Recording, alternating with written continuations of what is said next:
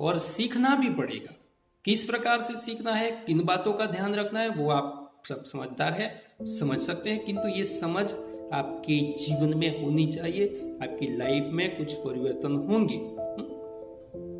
हाथ को बार बार धोना, सोशल डिस्टेंस रखना, मास्क पहनना, ये तो हमारे जो परिवर्तन है हमारे जीवन में वो तो है। किंतु साथ साथ घर में भी कुछ परिवर्तन हो रहे हैं, जैसे कि काफी लोग गर्म पानी पी रहे हैं, सब्जियों को बार बार धो के यूज कर रहे हैं, फल जो है उसका धो के खा रहे हैं, किन फलों को किस प्रकार से खाना है, ये सारी छोटी छोटी बातें हैं। अनपढ़ व्यक्ति भी अब धीरे धीरे इन सारी बातों को समझ रहा है। तो ये हमारे जीवन में ये परिवर्तन का दौर है, परिवर्तन आ रहे हैं। साथ साथ एक ही परिवार में अनेक लोग यहाँ पर रहते हैं, तब इतने दिनों तक एक ही व्यक्तियों के साथ रहना, तो मैंने कहा जिस प्रकार से कि जो लोग तड़पते थे जिससे मिलने के लिए, वो जब साथ रहने लगते हैं तब जो भाव जो है वो कम होता जाए। ये साइकोलॉजिकल इफेक्ट है दोस्तों। जिस प्रकार से कोई जब प्रेम होता है तब उसमें मिलन की संभावनाओं को देखते वो हाथ खुश होते हैं, या जब प्रेम होता है तब लोग जो है और ज्यादा प्रेम उत्पन्न होता है। जब उसी प्रेमियों की शादी हो जाती है तो उसमें झुकाव आ जाता है। क्योंकि कंपलसरी आपको वहां पर अब रहना है। ये सारी बातें तो परिवार में भी ऐसा होता है, किंतु परिवार के साथ रहने का मौका मिला है, किंतु लॉकडाउन खुलेगा तो आप सब बाहर चले जाएंगे। तो यहाँ पर बहुत सारी बातें आप सीख सकते हैं, समझ सकते हैं। अगर आपके घर में बड़ी है, वृद्ध है, तो उनसे भूतकाल की बातें सुन सकते हैं, समझ सकते हैं। अनुभव का खजाना उनके पास है, वहीं से आप कुछ बातें सीख सकते हैं। दोस्तों, अगर परिवार में बैठे हैं तो एक आध घंटे उनसे भी बात कर लीजिए करिए। सोशल मीडिया पर इतने मत लगे रहिए, क्योंकि वहां से भी तो सीखने को मिलता है, किंतु यहाँ से अनुभव का खजाना आपको सुनने को मिलेगा दोस्तों। दूसरा, जो लोग अपना लक्ष्य तय करके बैठे हैं कि उनको ये करना है वो करना है, किंतु जिस प्रकार से अभी उनकी एग्जाम क्या क्या होगा वो भी तय नहीं है, आने वाले समय में एडमिशन होगा तो किस प्रकार से होगा, कैसे होगा, वो भी एक सोचने वाली बात है। तो ऐसे में दोस्तों एजुकेशन सिस्टम किस प्रकार से बदल रही है दोस्तों, तो एजुकेशन सिस्टम इस प्रकार से बदल रही है कि जो लोग सोशल मीडिया पर नहीं थे, जो लोग टेक्नोलॉजी का उपयोग नहीं करते थे, वो लोग भी आज टेक्नोलॉजी का उपयोग करने लगे हैं और बच्चों को सिखा रहे हैं। क्योंकि जो चीज दोस्तों कंपलसरी हो जाती है, मान लीजिए कि आपको कोई टेबलेट है या दवाई है, आपको मुंह में आपको लगते हैं मुझे तो कड़वी लग रही है, मैं नहीं पी सकता, मुझे ये होगा वो होगा, किंतु जब दुख आता है और आपको कंपलसरी इसको पीना पड़ता है तब वो आप पी लेते हैं। दोस्तों ऐसा ही है कि जब कंपलसरी जो चीजें होती है तो उसमें जो है आदमी कुछ ना कुछ तरीके से सीख लेता है। और मैं ये समझ रहा हूं दोस्तों कि जो चीजें हमें नहीं आती है उसे पूरे फोर्स के साथ कीजिए। नहीं क्यों आ रही है, अपने आप से कीजिए, मुझे क्यों नहीं आनी चाहिए, तो ऐसे सीखते रहिए। दोस्तों एजुकेशन सिस्टम में ये बदलाव आ रहे हैं। दोस्तों पहले क्या था कि ऑनलाइन एजुकेशन बहुत होता था किंतु लोग नहीं ले रहे थे, किंतु आज online education system, online webinar, online lecture, Facebook live, Zoom application, Google Meet, Google form, YouTube, बहुत सारे ऐसे माध्यम से जिनसे लोग जो है वो सीख रहे हैं। और एक अध्यापक के तौर पर भी मैं ये समझ रहा हूं कि आने वाले समय में अगर आपको इन लोगों के साथ जुड़ना है, अगर आने वाली पीढ़ियों के साथ अगर आपको जुड़े रहना है, तो इस सिस्टम को आपको समझना पड़ेगा। आने वाला जो युग है वो इसी का है, इसलिए आपको सब कुछ ऐसे सीखना होगा और इसी सिस्टम के साथ आगे बढ़ना होगा। तो इस प्रकार से आप गूगल फॉर्म के माध्यम से, यूट्यूब के माध्यम से बहुत कुछ सीख सकते हैं दोस्तों। घर बैठे बैठे आप नॉलेजेबल बन सकते हैं। दूसरी बात कि मैं हर बार कहता हूं कि किसी भी बड़ी सफलता का रास्ता किताबों से होकर गुजरता है। तो अगर आपके घर में न्यूज़पेपर आ रहे हैं, अगर आपके घर में कोई किताबें हैं, तो आप पढ़ने के शुरू कर दीजिए। दूसरा, कि इंटरनेट पे नॉलेज का बहुत बड़ा खजाना है। आप जो भी पढ़ना चाहते हैं वो पढ़ सकते हैं। तो थोड़ा बहुत आप पढ़ना सीख लीजिए, क्योंकि सोशल मीडिया ने हमारी पढ़ने की आदत को मृतप्राय कर दिया है, किताबों को कैद कर दिया है। तो किताब निकालिए, कुछ पढ़िए, पढ़ने की आदत डालिए दोस्तों, क्योंकि जितना पढ़ने की आदत आपको आएगी इतना आपको बोलने में ज्यादा क्षमता आएगी। शब्द को ढूंढने नहीं जाना पड़ेगा। काफी लोग जो है जब बोलने खड़े होते हैं तब ऐसे सोच रहे हैं कि अब क्या बोले, शब्द जैसे आ ही नहीं रहे। तो कैसे आएंगे दोस्तों? अगर आपका रीडिंग ही नहीं है तो कैसे आएंगे? ये जो हम बोल रहे हैं तो बहुत सारा रीडिंग करते हैं पहले, तो कितने हम जब पढ़ते थे बहुत सारा रीडिंग किया था, तब जाके आज ये उपयोग में आ रहा है। तो ये खजाना है दोस्तों, इसमें कुछ घटने वाला नहीं है। तो रीडिंग कीजिए, किताबों को अपना मित्र बनाइए, और नई एजुकेशन सिस्टम में इस प्रकार आपको सीखना पड़ेगा। दोस्तों काफी लोग ऐसा, जब मैं बता रहा हूं तब कुछ लोग कह रहे हैं कि मुझे ईमेल करना नहीं आता है, कुछ लोगों को यूट्यूब में कैसे सर्च करें वो नहीं आता है, गूगल फॉर्म कैसे बनाते हैं वो नहीं आता है। काफी बच्चे जो है वो ईमेल करना नहीं सीखते। यो यूट्यूब में या टिकटॉक में बहुत भीतर तक एडिटिंग कर सकते हैं, सब कुछ बदल सकते हैं, किंतु जब ईमेल करने की बात आएगी तो कहेंगे मुझे ईमेल करना नहीं आता है। दोस्तों जिस बात की हमें जरूरत है वो सबसे पहले सीखना चाहिए। तो ईमेल किस प्रकार से करें ये समझना पड़ेगा, क्योंकि अब सब कुछ इसी प्रकार से होगा। मैं अपना लेक्चर आपको डिवाइड कर दूंगा, आपको लिंक भेज दूंगा, आप लिंक ओपन कीजिए, सुन लीजिए और अपना जो प्रयोजन है वो सिद्ध कीजिए। और आपको ये कैसा लगा या कुछ सुझाव हो तो आप ईमेल के माध्यम से भी मुझे भेज सकते। तो ये सीखना पड़ेगा।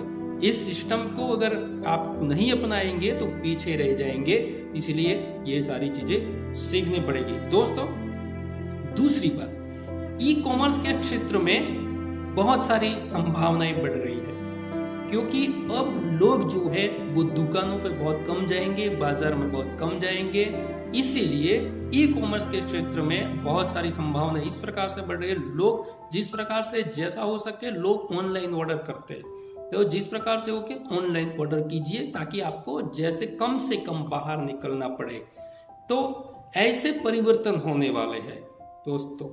और कुछ ऐसे जॉब्स है जिसमें बहुत ही उछाल होगा और कुछ जॉब है जिसमें बहुत ही घटाव होगा। तो ये सारी बातों को आपको ध्यान में रखना पड़ेगा, आप कहीं भी कुछ भी करें।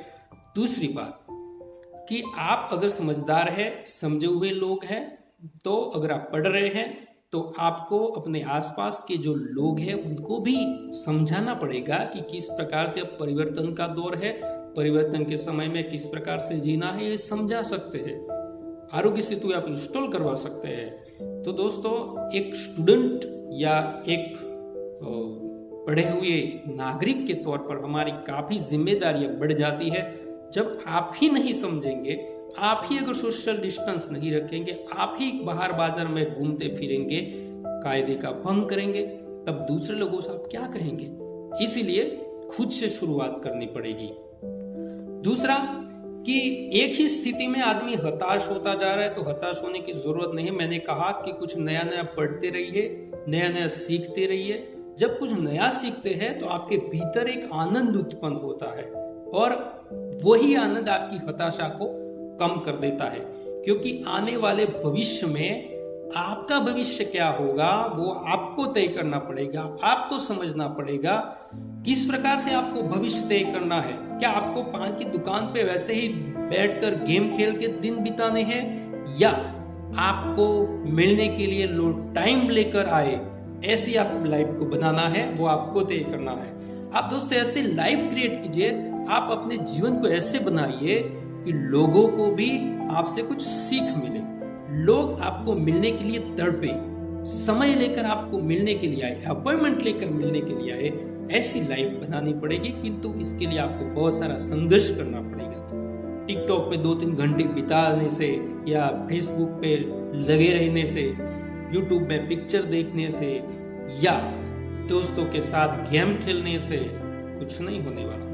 ये सोशल मीडिया के जितने प्लेटफॉर्म है वो अच्छे के लिए आए हैं, किंतु इंडिया में आकर उसका दुरुपयोग सबसे ज्यादा हो रहा है। गेम क्या है? लोग फ्री टाइम में अपना समय बिताने के लिए खेल रहे हैं। हम क्या कर रहे हैं कि गेम को ही अपनी लाइफ बना देते हैं और पूरा टाइम उसको खेलते रहे। और कितने लोग इसमें डूब गए हैं, कितने बच्चों की लाइफ जो है इन्हें बिगाड़ ली है। तो दोस्तों, किसी भी चीज को उसका उपयोग किस प्रकार से करना है, ये समझने की बात है। दोस्तों, आने वाले समय में एग्जाम कैसे होगी, क्या होगा, वो तो आने वाला समय बताएगा। किस प्रकार से आपको बाहर निकलना है, किस प्रकार किन बातों का ध्यान रखना है, वो भी आपको धीरे धीरे समझ में आ जाएगा दोस्तों। किंतु मैं आपको फिर से एक बात कहता हूं, कुछ न कुछ नया नया पढ़ते रहिए।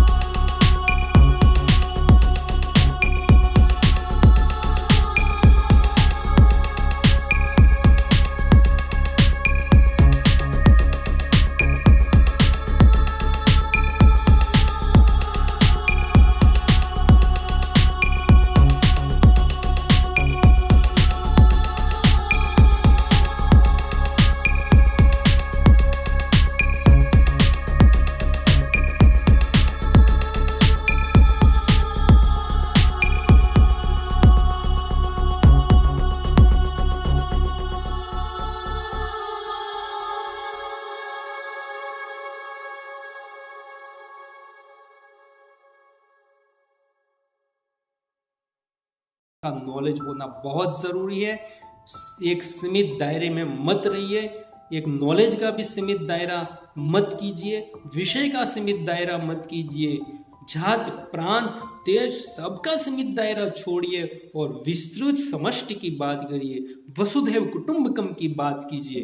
और तब आपके मस्तिष्क का विकास होगा और विचारों का विकास होगा। और जब विचारों का विकास होगा तो आपकी लाइफ जो है वो बहुत समष्टि के लिए उपयोग में आएगी, काम में आएगी। इस प्रकार से अपनी जिंदगी को बहुत ही अच्छा बनाइए दोस्तों। और फिर से मैं आप सभी को एक नए जीवन की शुभकामनाएं दे रहा हूं। आपकी लाइफ फिर से नई पटरी पर, फिर से उसी स्पीड में गाड़ी आपकी दौड़ती रहे, इसी शुभकामनाओं के साथ मैं प्रोफेसर राठौड़ आपके शुभकामनाएं देते हुए, अच्छे स्वास्थ्य की शुभकामनाएं देते हुए आप सभी का बहुत बहुत धन्यवाद करता हूँ। Thank you.